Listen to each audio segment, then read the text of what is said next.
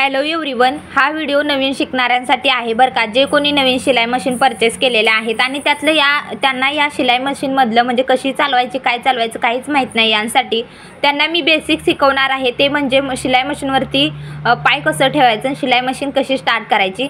सुरुवातीला तुम्हाला अशा प्रकारे व्हील फिरवायचं आहे बरं का। उजवीकडे फिरवायचं, तुम्ही ज्या दिशेला बसलेले आहात त्या दिशेला, आणि सुई वगैरे सगळं काढून घ्यायचं। सुई आणि शिलाई मशीन जी आहे ती परफेक्ट चालते का ते पाहायचं।